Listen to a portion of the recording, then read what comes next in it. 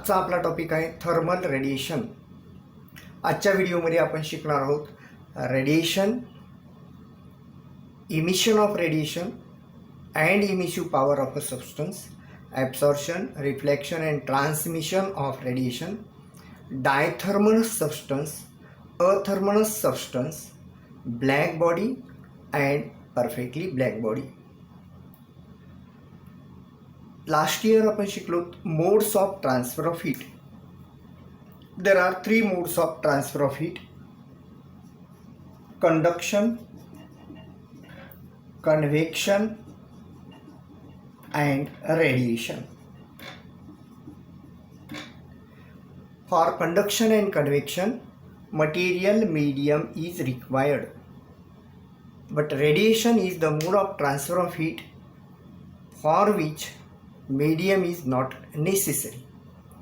Radiation is defined as the mode of transfer of heat in the form of electromagnetic wave which do not require material medium.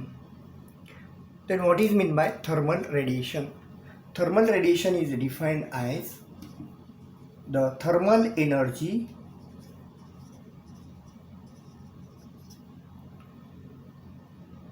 transfer from one place to another in the form of EM wave, means electromagnetic waves, in a straight line with speed of light.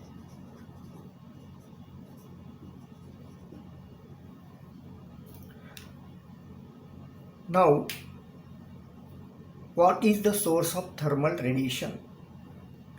All of you know that sun is a source of thermal radiation. Light, any light is a source of thermal radiation. Besides this, every substance in the universe is also source of thermal radiation. For example, this board is source of thermal radiation. It can emit radiation, thermal radiation. The pen is also source of thermal radiation. Every pen is a source of thermal radiation. Every material body is a source of thermal radiation. Now, to compare the amount of heat emitted by different bodies at the same temperature, we require a physical quantity, because thermal radiation depends upon nature and material of the body and the temperature. At the same temperature, if we have to compare the amount of heat emitted by different bodies, we require a physical quantity, and that physical quantity is called as emissive power. Suppose that there are 3 pens, then each pen can emit different amount of thermal radiant energy at the same temperature. So we require a physical quantity. That physical quantity is called as emissive power. Now, what is meant by emissive power?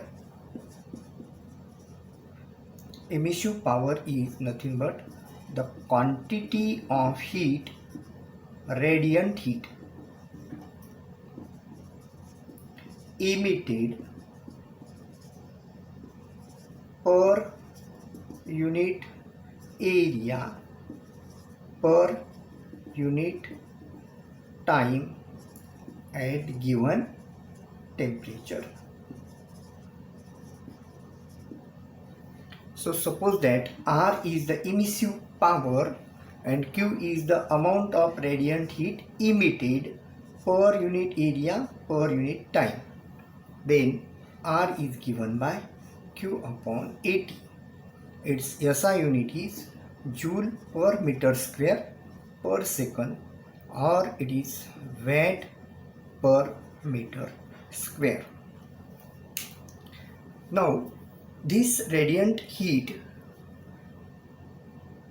travel through the space and it can be incident on any material body. Suppose that the light is emitted from the source of light and incident on this board. So light consists of thermal radiation. Now this thermal radiation can be absorbed, reflected and transmitted. Therefore the next topic is absorption, reflection and transmission. Now suppose that QA is the part which is absorbed by the body, Q is the part which is incident on the body, QA is the part which is absorbed by the body, QR is reflected and QT is transmitted. Then according to the law of conservation of energy, QA plus QR plus QT is equal to Q. If it is divided by Q on both sides, then we get QA upon Q plus QR upon Q plus QT upon Q is equal to Q upon Q. QA upon Q is called as small a, QR upon Q is called small r, QT upon Q is called small t and Q upon Q is 1. A plus R plus T is equal to 1. So what is A, R and T? A, R and T are called as coefficient of absorption, coefficient of reflection and coefficient of transmission simultaneously. Now what is meant by coefficient of absorption? Coefficient of absorption denoted by letter small a, it is defined as ratio of amount of radiant heat absorbed to the amount of radiant heat incident per unit time per unit area.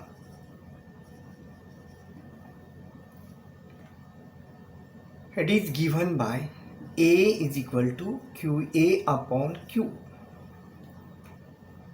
In the same way, we can define coefficient of reflection. Coefficient of reflection, it is denoted by letter R, defined as the ratio of amount of radiant heat reflected to the amount of radiant heat incident per unit time per unit area. It is given by R is equal to QR upon Q. And similarly, coefficient of transmission can be defined as the ratio of amount of radiant heat transmitted to the amount of radiant heat incident per unit time per unit area. It is denoted by letter small t, given by T is equal to QT upon Q. So in this way, A is equal to QA upon Q, R is equal to QR upon Q and T is equal to QT upon Q. Now depending upon the theory of thermal radiation, the substances are classified as dithermous substances and athermous substances. Now what do you mean by dithermous substances? Dithermous substance, the substance which allow or to pass the thermal radiation through it is called a dithermous substance. The substance which allow the thermal radiation to pass through it is called a dithermous substance. Example, glass. Glass is a dithermous substance. What is meant by athermous substance? Athermous substance is a substance which do not allow the thermal radiation to pass through it. For example, wood is a thermalous substance. For dithermalous substance, T is not equal to 0, and for a thermalous substance, T is equal to 0. Now, next topic is black body. What is meant by black body? Black body is defined as the body which absorb almost all radiant heat incident on it. For example, lamp black is a black body. Lamp black म्हणजे दिव्याची काजळी किंवा कुठली पण काजळी ही black body म्हणून आपण गृहीत धरू शकतो. या ठिकाणी या पेनचं जे झाकण आहे ते पण ब्लॅक बॉडी आहे. It absorb almost all the radiant heat incident on it and very small amount of radiant heat is transmitted or reflected. कोणत्याही काळ्या रंगाची वस्तू ही आपण ब्लॅक बॉडी समजू शकतो. परंतु कुठलीही ब्लॅक बॉडी घेतली तरी 100% त्यामध्ये एनर्जी जी आहे, radiant energy, radiant heat absorb होत नाही. मग ज्या वस्तूमध्ये 100% रेडियंट हीट ॲब्सॉर्ब होते अशा वस्तूला म्हणतात perfectly black body.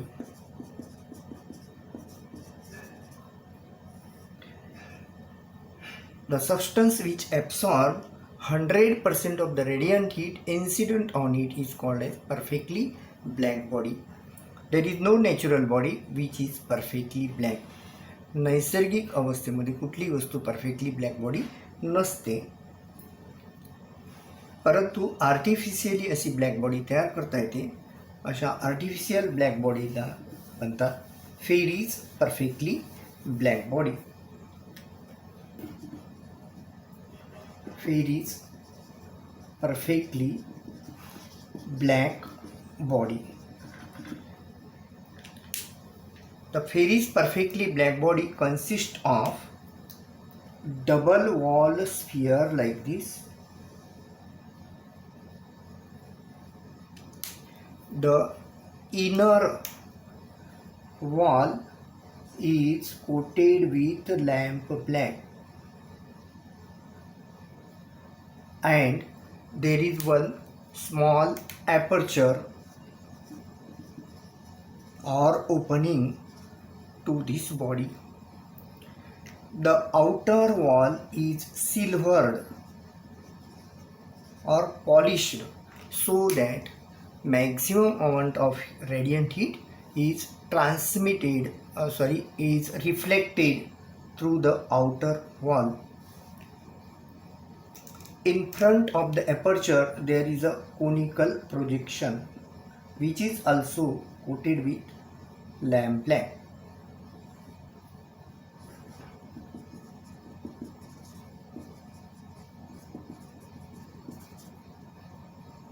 The space between the two walls is evacuated.